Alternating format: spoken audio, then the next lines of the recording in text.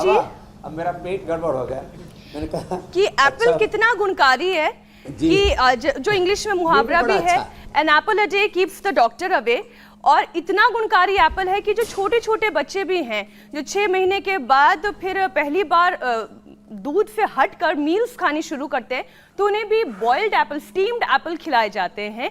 ये उनके पेट को बांधता है, तैयार करता है बाकी और खाने के लिए कि वो अच्छे से डाइजेस्ट हो। फिर उसके बाद अन्नप्राशन हो। जी अच्छा स्वामी जी, आईबीएस भी कोलाइटिस का ही नतीजा है। अच्छे से पाले, थोड़े दिन में इनको भी पालने आ जाएंगे। हाँ, अनुभव तो हो गया है, बाकियों को भी अपना अनुभव मैं साझा कर सकती हूँ। स्वामी जी, हम आईबीएस और कोलाइटिस की बात कर रहे हैं। आईबीएस भी कोलाइटिस का ही नतीजा है। आईबीएस मरीज को अंदर से खोखला कर देता है। योग में इसे क्योर करने के क्या उपाय हैं? क्योंकि कई लोग ये कहते हैं कि अगर वक्त पर इसके लक्षण को नहीं पहचाना जाए तो फिर ये बीमारी जकड़ लेती है पूरे शरीर को। तो स्वामी जी, शुरुआती लक्षण क्या होते हैं, वहीं पर इसे समझा जाए और फिर रोक दिया जाए। देखो,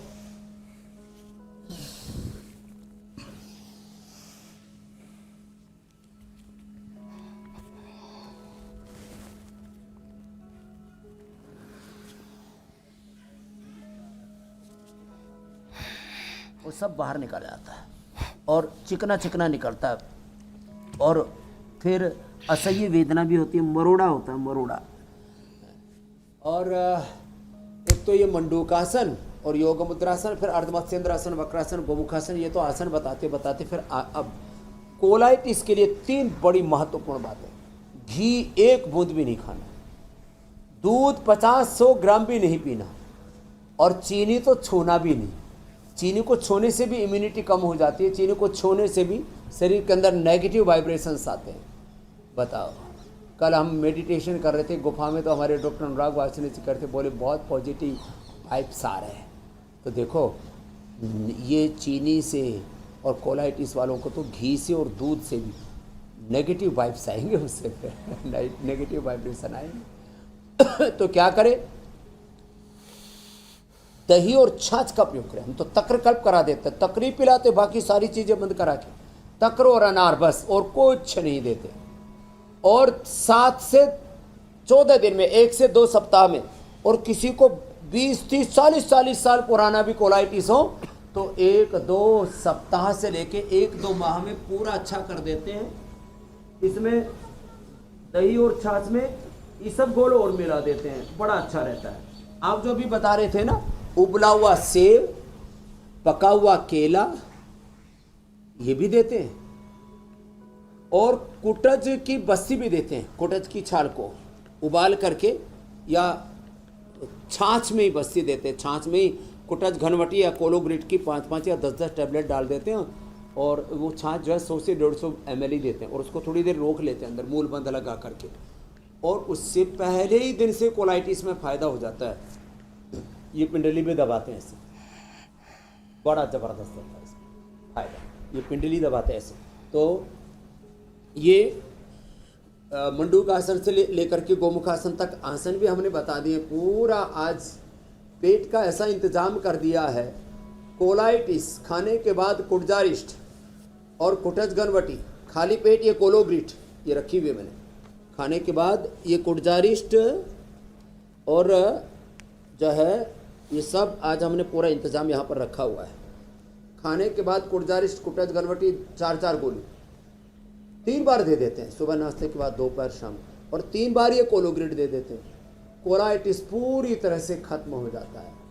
बस कपाल भांति आराम आराम से करें कोलाइटिस वाले।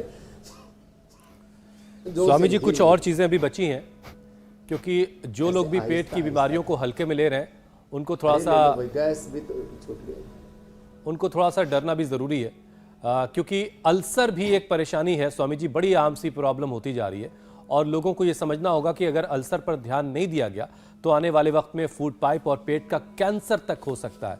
इस वजह से अपने पेट को लेकर के सजग रहिए, पेट ठीक रहेगा तो सब ठीक रहेगा। तो एक तो अल्सर के लिए मैंने पहले बताया, छोटी बड़ी दूधी, ये संजीवनी घास, इसको पिए, और फिर ज़्यादा ही अंदर से अल्सर बढ़ जाता है तो नाग केसर, कहरवा पिष्टी और स्फटिका भस्म। नाग केसर 100 ग्राम, कैरवा पिष्टी और स्फटिका भस्म उसमें 10-10 ग्राम मिला करके और 2-2 ग्राम जो है उसमें पानी के साथ उसको ले लें।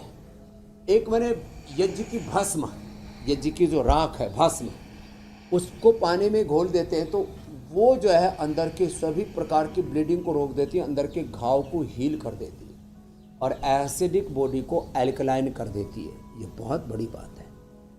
और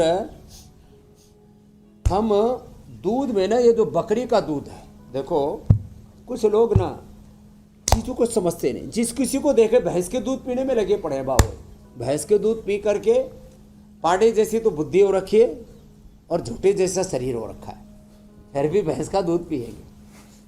तो ये या तो गाय का दूध पियो, और कोलाइटिस होने पर तो गाय का भी मना किया, और उसमें दही छाछ का मैंने प्रयोग बताया। ए छोटे बाबू इधर आओ, इधर आओ। तो ये है बकरी का दूध।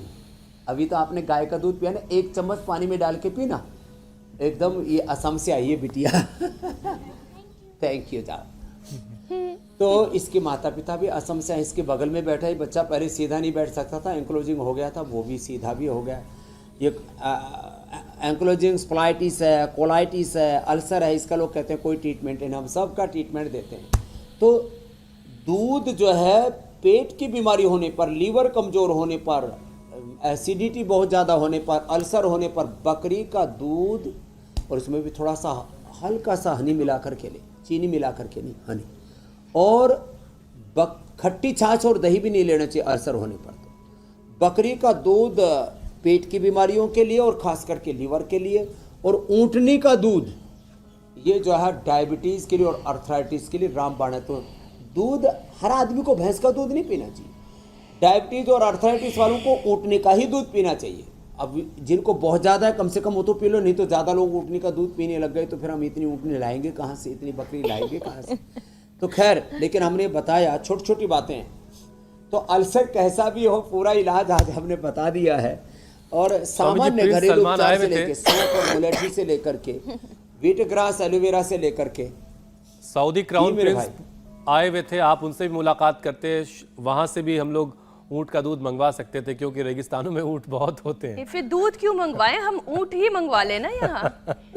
बहरहाल स्वामी जी देखिए, अल्सर का इलाज तो आपने बता दिया, लेकिन हाँ ऊँटनी।